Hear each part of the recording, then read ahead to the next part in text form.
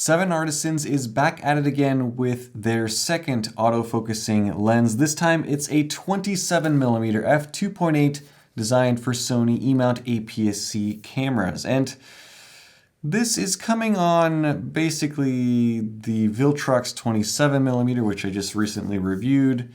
But this lens is obviously a lot more compact. It's not as fast, it's f2.8. It's lighter than this Viltrox, and it's a whole lot less expensive. This is coming in at $125 US, so let's check it out. It comes in a compact white box. Inside there is some foam, a quality control tag, the lens, and a user manual buried in the bottom. Plastic front and rear lens caps, and that is it. The lens is extremely compact, nearly a pancake size, and it's light, even though the entire thing appears to be made out of metal or aluminum and glass. Weight is a modest 174 grams, and there's not much to say about the design. They didn't try to reinvent the lens that we've known for decades. It's simple and clean. Starting at the rear, metal mount, electronic connections, and no weather sealing gaskets. Around the top you have the lens specs printed, and on the bottom a 7artisans logo, and a little rubber gasket reveals a USB-C port. Mistake number one is this gasket is completely removable, meaning you'll probably lose it the first time that you update firmware on this lens. Anyway, there are no other switches or buttons on the body, just a focus ring. And after turning this, you'd wonder why they even bothered to put a focus ring here at all. It's just simply too stiff.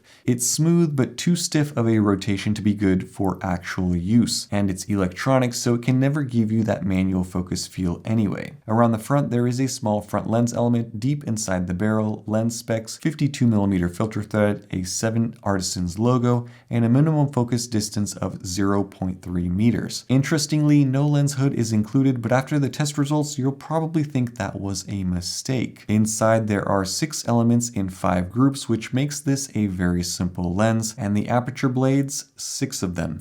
Straight blades it looks like. The autofocus comes courtesy of an STM or stepper motor, and that's all the specs that I have on that. Mounted on my A6100, this is a pocketable APS-C dream. It's compact, lightweight, not flashy or out of place in the slightest. This is looking like the ultimate budget X100V alternative. But the question always becomes, does it perform like the X100V? Well, I took this lens and this camera out and I shot some photos with it, and here are some samples straight out of the camera, unedited, uncorrected, ready, set.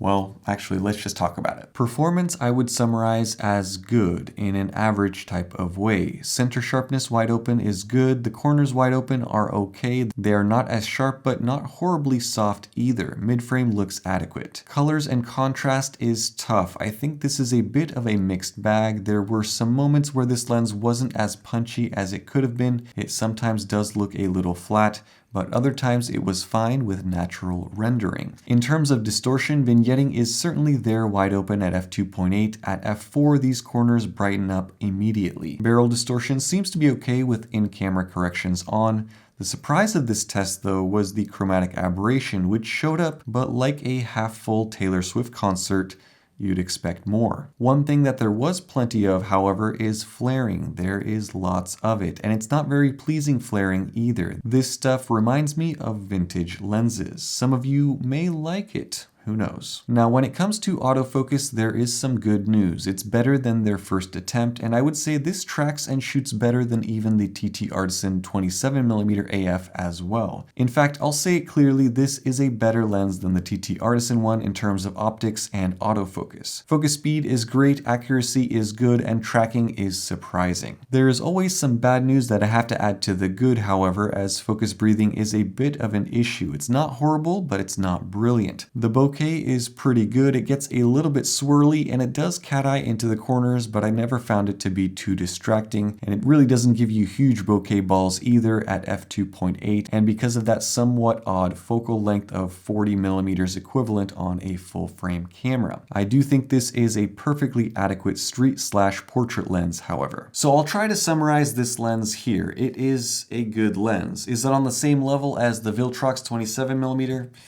No, it really doesn't tug on your heartstrings like the Viltrox, or I should correct that by saying it doesn't tug on my heartstrings like the Viltrox does. And while it is a compact, lightweight, inexpensive lens that performs moderately well, it reminds me somewhat of a vintage lens with an autofocus motor attached to it with some of the charm of a vintage lens removed from it.